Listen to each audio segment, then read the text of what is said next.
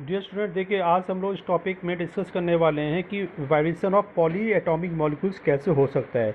इसका दूसरा नाम होता है वाइब्रेशनल डिग्री ऑफ फ्रीडम। क्या होती है? देखिए, डिग्री ऑफ फ्रीडम हमने ऑलरेडी कहीं और भी यूज़ किया है। तो एक्चुअल में डिग्री ऑफ फ्रीडम का यहाँ पे मतलब होता है कि in how many direction A molecule can vibrate, कितनी डायरेक्शन में एक मॉलिक्यूल क्या कर सकता है, वाइब्रेट कर सकता है। तो उसको नापना क्या कहलाता है? उसका डिग्री ऑफ फ्रीडम कहलाता है। तो यहाँ पे एक बहुत कंक्लूड करके टॉपिक निकाला जा रहा है। बहुत थोड़ा सा इसमें डिटेल होती है, लेकिन आपको समझाने के लिए इसमें बहुत सी चीज़ों को स्किप किया गया है। केवल बहुत टू द पॉइंट बात करी जा रही है। यहाँ पे दो फार्मूले आपके सामने जनरेट करके बताए जाएँ। अगर ज़्यादा डेप्थ में पढ़ना है तो आपको पूरा नोट्स पढ़ने पड़ेंगे डिटेल में। देखिए, इसमें क्या है, यहाँ पे दो फार्मूले हैं वाइब्रेशनल डिग्री ऑफ फ्रीडम निकालने के लिए। तो दो फार्मूले में हम लोग क्या करते हैं, सबसे पहले हम लोग ये देखेंगे कि आपका मॉलिक्यूल लीनियर है या नॉन लीनियर है। तो अगर आपका मॉलिक्यूल लीनियर मॉलिक्यूल है और लीनियर मॉलिक्यूल का अगर आपको वाइब्रेशनल डिग्री ऑफ फ्रीडम निकालना है तो उसका फार्मूला होता है 3n-5। यहाँ पे n होता है नंबर ऑफ एटम्स।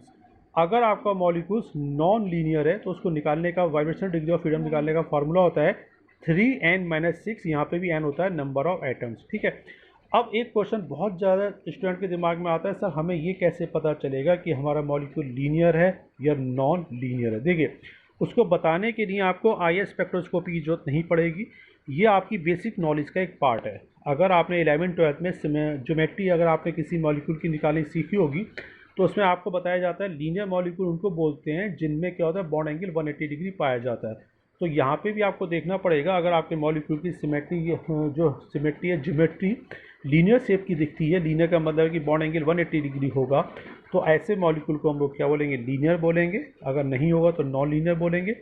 तो अगर लीनियर मॉलिक्यूल है तो उसको निकालने का फार्मूला 3n-5, उसमें वाइब्रेशनल डिग्री ऑफ फ्रीडम निकालने के लिए। ठीक है। जैसे CO2 मॉलिक्यूल है, CO2 का अगर आप स्ट्रक्चर बनाओगे तो यहाँ पे क्या होगा, आपको इस तरह से इसका स्ट्रक्चर दिखाई देगा। तो ये CO2 का स्ट्रक्चर हो गया। तो ये क्या हो गया, आपका लीनियर मॉलिक्यूल माना जाएगा।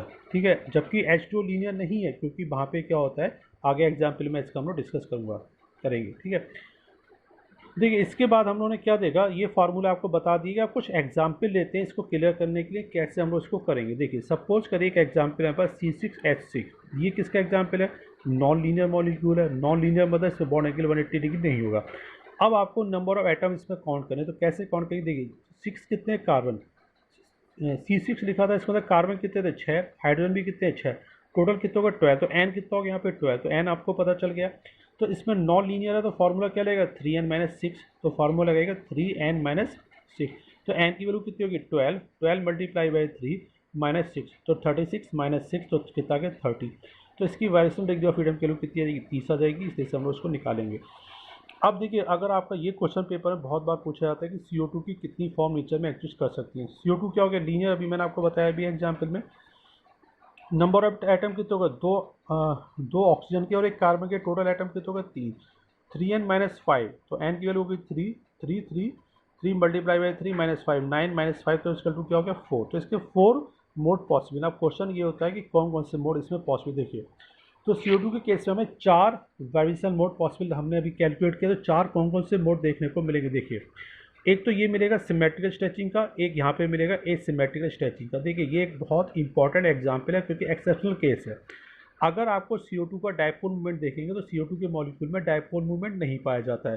तो हमारी थ्योरी के अकॉर्डिंग जिन मॉलिक्यूल में डायपोल मूवमेंट नहीं पाया जाता है, ऐसे मॉलिक्यूल क्या कहलाते हैं, आईआर इनएक्टिव मॉलिक्यूल कहलाते हैं। लेकिन यहाँ पे क्या देखने को मिलता है कि CO2 के केस में जो 4 वाइब्रेशन मोड होते हैं, उन 4 में जो सिमेट्रिकल स्ट्रेचिंग होती है, सिमेट्रिकल का मतलब है कि इस तरह से आपको बताया गया है, दोनों एक दूसरे के अपोजिट जाते हैं। ठीक है। दोनों इस तरह से नीचे जाते हैं, एक साथ नीचे जाएंगे, एक साथ ऊपर जाएंगे, लेकिन ओपनिंग करेंगे तो इस तरीके से स्ट्रक्चर आता है।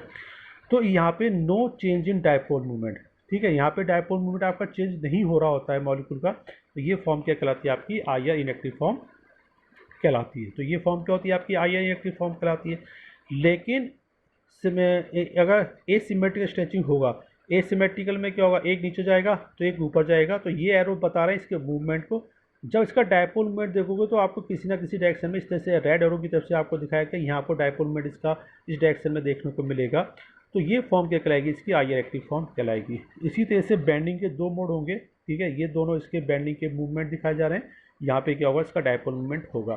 तो ये फॉर्म क्या कहलाती है, इसकी आईआर एक्टिव फॉर्म कहलाती है। तो ये एक अपने आप में एक इंपॉर्टेंट एग्जाम्पल है ठीक है।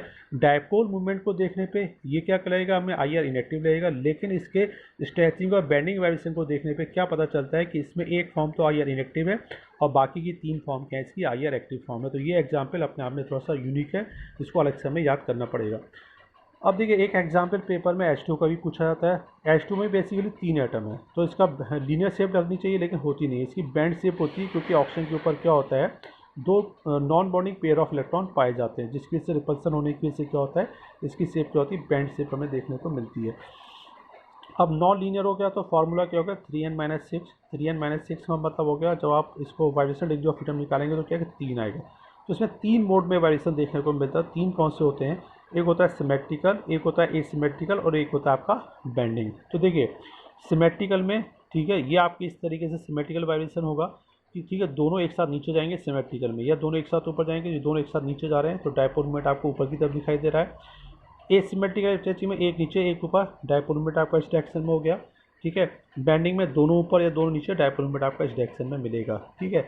तो यहाँ पे तीनों में आपको डायपोल मूवमेंट एग्जिस्ट करते हुआ मिलेगा, ठीक है। तो ये तीनों फॉर्म क्या कहलाएंगी, आपकी IR एक्टिव फॉर्म कहलाएंगी, ठीक है। तो इस तरह से आपको H2 और CO2 का एग्जाम्पल आपको याद करना होता है।